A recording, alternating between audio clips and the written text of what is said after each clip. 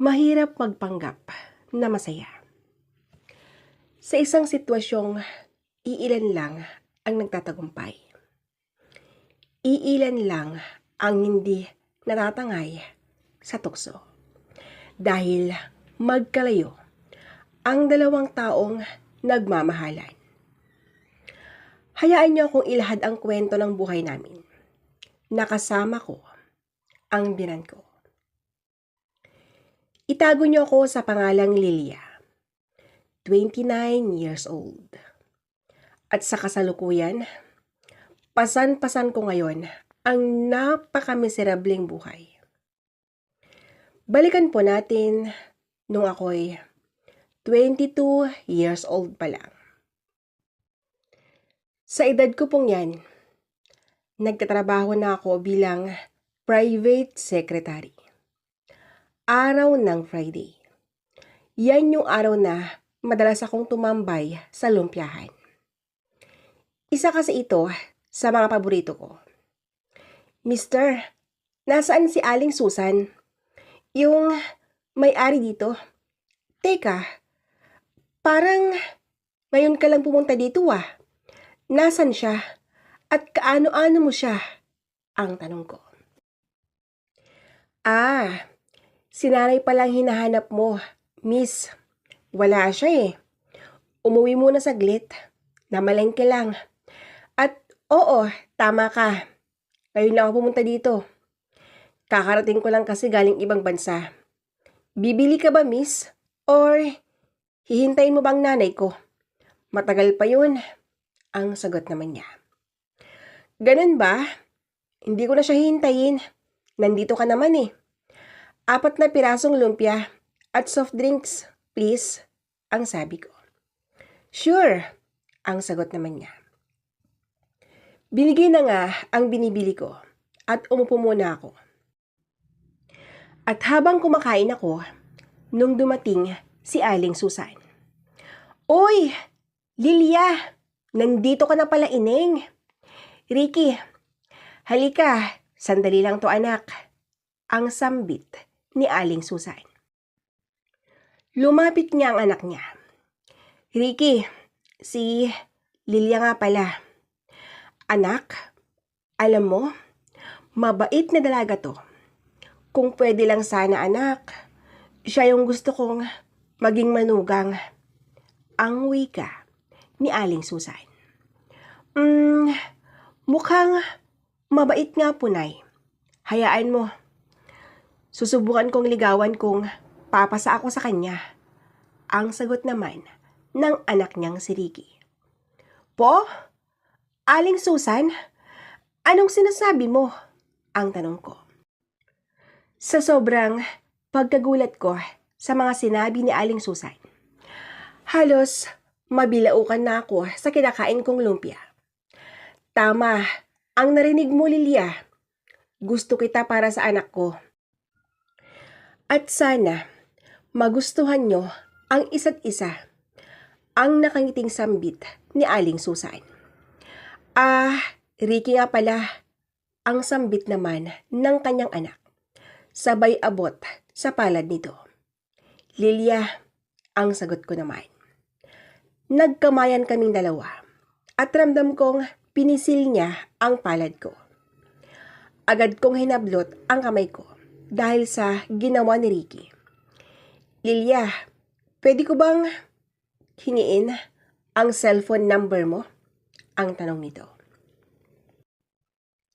Tumingin ako kay Aling Susan at nakita ko ang mukha nitong parang nakikiusap. Naibigay ko na ang hinihingi ni Ricky. Mabait si Aling Susan. Wala akong masabi sa kanya. Kaya hindi ko na rin napigilan pa ang sarili kong ibigay ang cellphone number ko. Tuwang-tuwa ang mag-ina, lalong-lalo na kay Aling Susan, nung ibinigay ko ang cellphone number ko sa anak niyang si Ricky. Pagkatapos kong ubusin ang lumpia, agad na akong umalis. Mula nung araw na yon, palagi na kami nag-uusap ni Ricky. Pagkalipas ng ilang buwan, dito na kami nagulat sa isang pangyaring hindi inaasahan. Biglang naatake si Aling Susan na ina ni Ricky. At dito na, agad na binawian ng buhay. Sa pagkamatay ni Aling Susan, dito na nagtapat si Ricky sa harapan ng bangkay ng kanyang ina. Gusto niyang dito ko na siya sagutin. Lagi kong iniisip yung sinabi nun ni Aling Susan. At isa pa, mabait naman si Ricky. Nag-iisang anak lang si Ricky. At yung ama niya, okay naman siya. Mabait ang ama ni Ricky na si Mang Marcelo. At yun na nga, naging magkasintahan kami ni Ricky. Nung namatay si Aling Susan, sinabi ko sa mga magulang kong dun muna ako sa bahay nila. Pumayag naman sila. Sinamahan ko ang mag-ina sa pag-aasikaso sa mga taong makikiramay. Pagkalipas ng ilang araw, nilibing namin si Aling Susan. At kinagabihan nun, dito ko na naisuko ang sarili ko kay Ricky. Nakiusap siyang kakausapin na namin ang mga magulang ko. Dahil ang gusto niya, magpakasal muna kami bago muling bumalik sa ibang bansa. Lilia, ngayon na may nangyari na sa atin, gusto kong pag-usapan na natin ang ating kasal. Kahit simple lang, ang mahalaga, itatali na kita.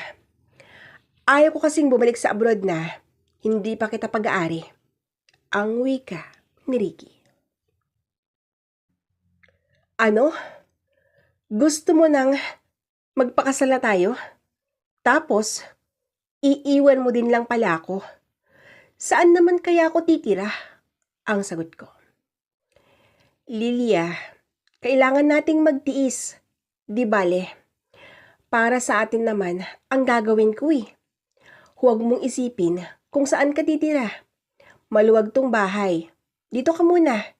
Mas malapit tong bahay sa work mo. Kaya, pwede ba? My future wife, huwag ka nang mag-isip ng kung ano-ano ha. Mabait ang ama ko. Ang masayang sabi ni Ricky. Dalawa lang kami dito. Hindi ba nakakahiya yun, Ricky? Baka ano pa ang iisipin nila sa amin. Uuwi na lang kaya ako sa bahay, kahit na may kalayuan. Bakit noon kaya ko naman, ang sabi ko. Lilia, kung nabubuhay lang siguro si nanay, hindi ka ganito kakulit. Basta, dito ka muna. Wala nang uuwi. Uuwi ka din pala bukas para kausapin natin ang mga magulang mo, ang turay niya. Hindi na ako nagsalita noon dahil alam kong hindi na magbabago pa ang isip ni Ricky. Kinabukasan, umuwi kami sa bahay ng mga magulang ko. Maayos naman ang pag-usap namin at nag-set sila ng araw para sa aming kasal. Umuwi kaming masaya noon dahil hindi na humingi ng garbong kasal ang mga magulang ko. Pagkalipas ng 4 na buwan, nagpakasal na kami.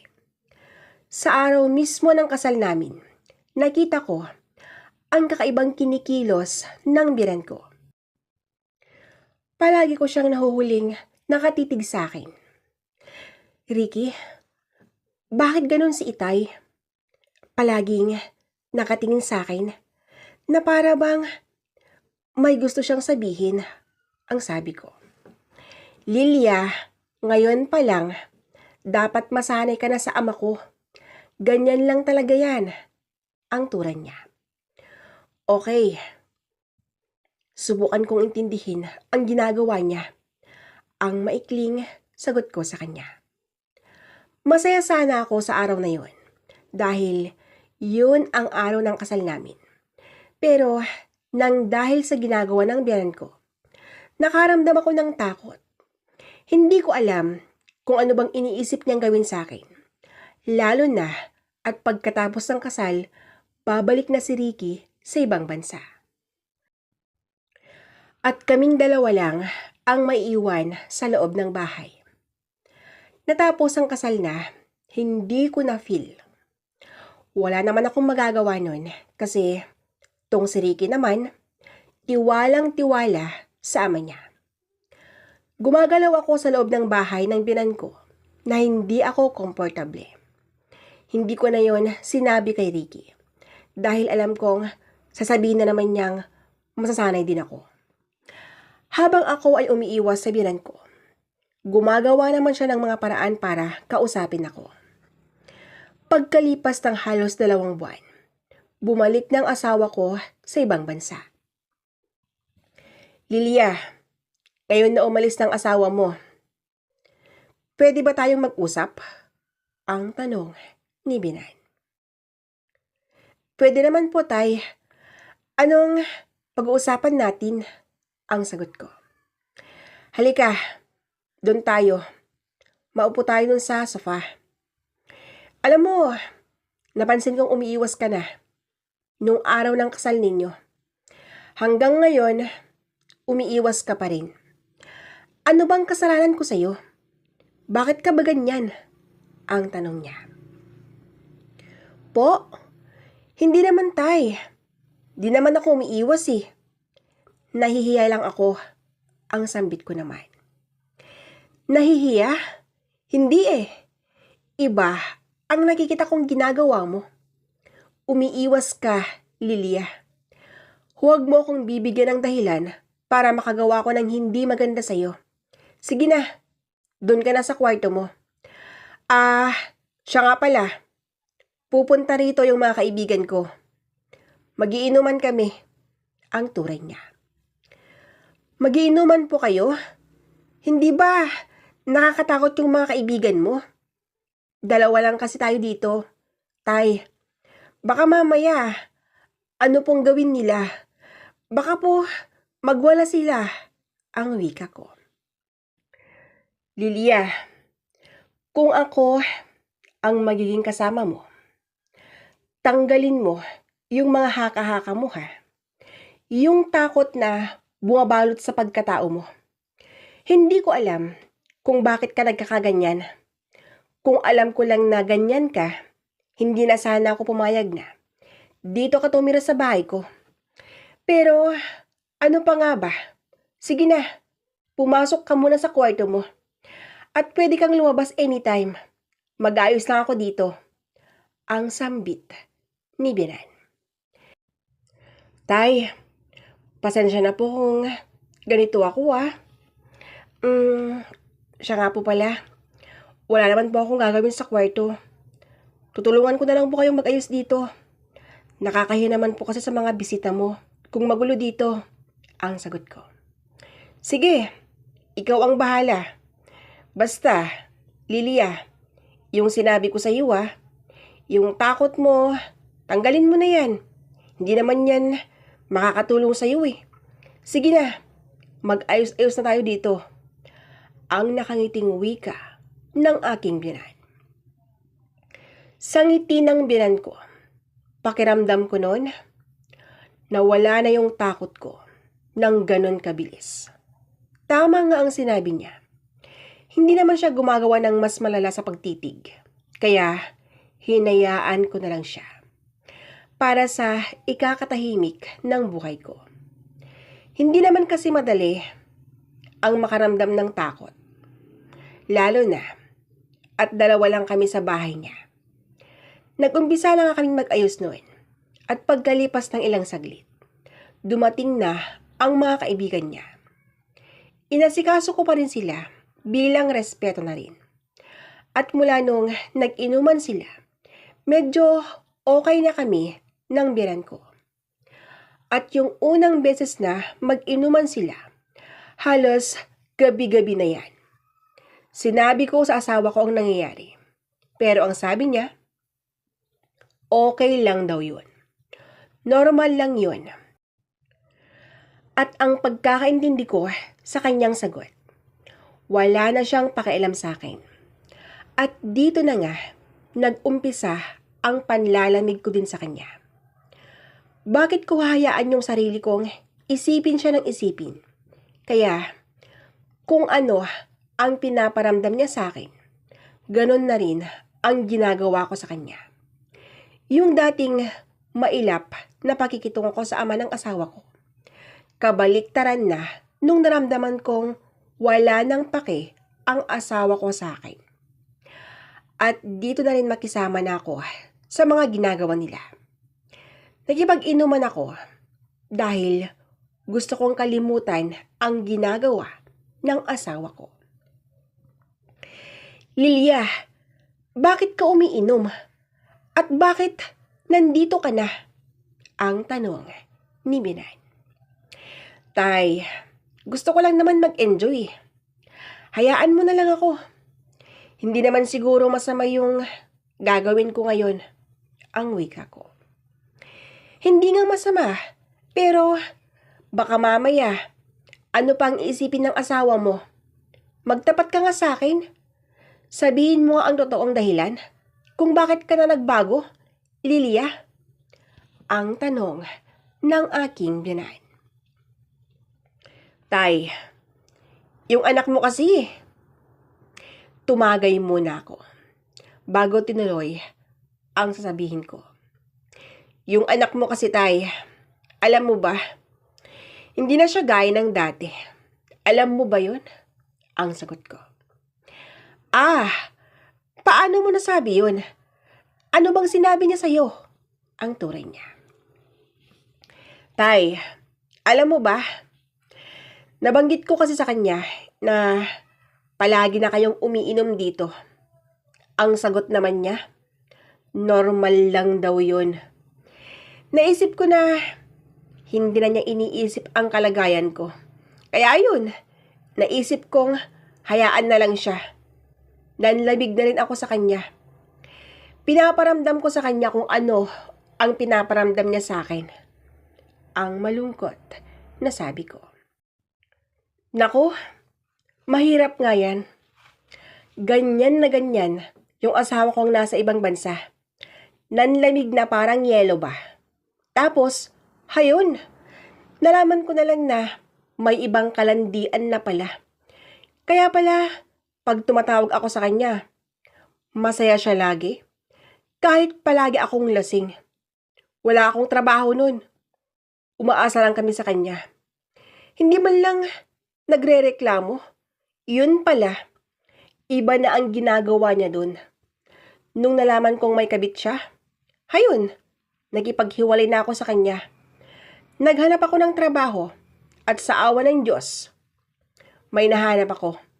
At heto, nakahanap na rin ng panibagong asawa. Ang sabat ng kaibigan ni Itay. Pare, hindi naman siguro pareho lahat eh. Lilia, huwag mong masyadong dibdibin ang ginagawa ng anak ko. Baka busy lang yun. Hayaan mo, kakausapin ko siya. Ang wika ng aking biyanan. Naku tay, huwag na ho. Hayaan na lang natin siya. Basta ang pakiusap ko lang sa'yo, huwag niyong sasabihin sa kanya ang ginagawa ko. Wala naman masama eh, ang wika ko. Sige, kung yan ang gusto mo, basta, iinom lang ha, Lilia, ang sagot ni Itay.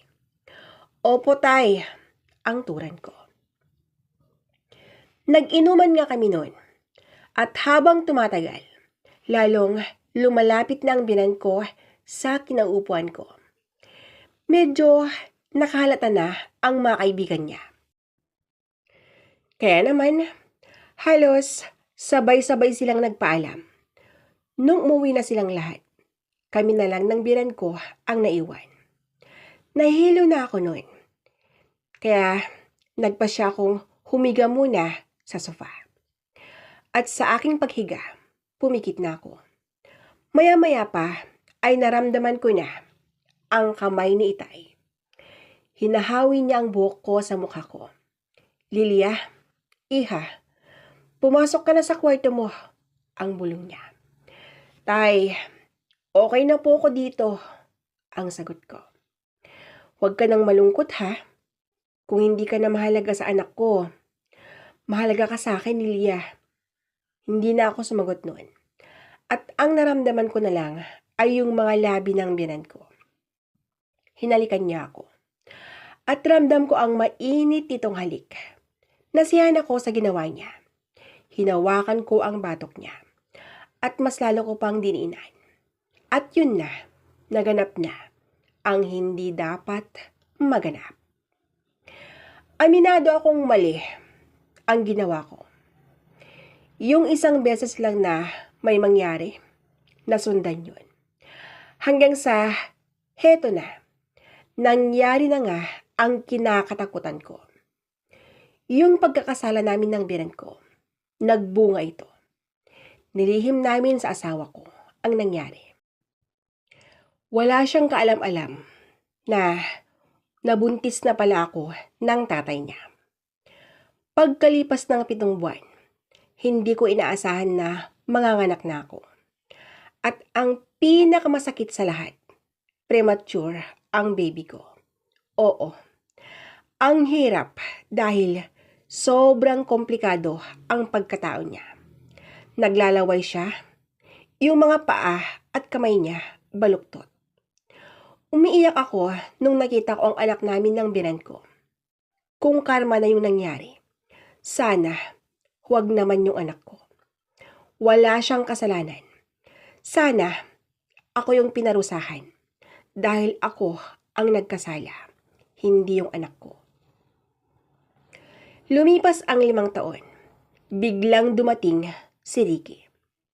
Matagal na panahon na hindi nagbalik bayan dahil nag-iipon na pala siya sa aming bahay, sana na ipapatayo. Nakatayo nun si Ricky sa pintuan at nakita niyang may bata. Tay, Lilia, sino ang batang yan? Ang tanong niya. Anak, hayaan mong magpaliwanag kami, ang sagot ng kanyang ama. Magpaliwanag? Bakit? Ano ang dapat ninyong ipaliwanag? Ang gulat na wika niya. Si Carlo anak namin ng asawa mo, ang sambit niya. Ano? Pakiulit ang sinabi mo. Walang hiya kayo. Nagtiwala ako sa inyo.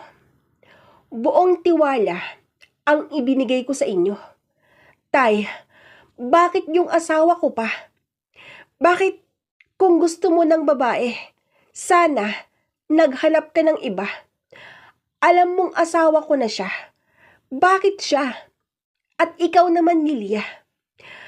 Bakit? Nang dahil ba sa simpleng tampuhan natin nun? Nauwi sa away? Kaya mo nagawa sa akin to? At yung anak ninyo, tingnan ninyo. Siya na ang tinamaan ng karma. Oo, yung pagdumi ninyo sa ulo ko, karma na yan. At ito ang tatandaan ninyong dalawa. Hindi kayo magiging masaya. Pasanin ninyo ang sobrang paghihirap. Nakasama ang anak ninyo. Yung anak ninyo ang magpapahirap sa inyo. Tandaan nyo yan. Ang sigaw ni Ricky. Pagkatapos niyang sabihin ang mga yan, umalis na siya. At hindi namin alam kung saan siya pupunta. Sobrang nagsisi ako sa nagawa ko. Pero wala na. Huli na ang lahat. Dahil hindi ko na maibabalik ang tiwala ng asawa ko. At dahil sa nangyari, dito ko napatunayan na mabisa pala ang mga salitang binibitawan ng isang taong nasaktan. Yung mga sinabi ni Ricky, nagkatotoo. Dahil nagkandalet-letse na ang buhay namin ngayon. At ako ang labis na nahihirapan. Yung anak ko, hindi ko man lang maiwan sa kanyang tatay na dati kong biyenan. Dahil nagkakaedad na rin siya. At isa pa, sakitin na ang bata. Labas-pasok na sa hospital. Gabi-gabi akong umiyak dahil sa nangyari. At patuloy ang pagdarasal ko na. Sana, patawarin na ako ng Diyos at maging maayos na ang kalagayan ng anak ko. Sa ngayon, pasan ko pa rin ang problemang ito. Hindi na ako pwedeng lumapit kay Ricky para humingi sana ng tulong. Kaya, heto, hinihintay na lang namin na kunin na si Carlo sa amin. Dahil talagang hindi na namin kayang ipagamot. Sa asawa kong si Ricky, ex ko, sana nakikinig ka ngayon. Patawarin mo ako sa mga nagawa kong pagkakasala. At sana mapatawad mo na rin kami. Alam kong hindi madaling magpatawad, pero hindi pa rin ako nawawalan ng pag-asa. Inuulit ko, Ricky, patawad. Hanggang dito na lang po ang istorya ng buhay ko. Lubos na nagpapasalamat, Lilia.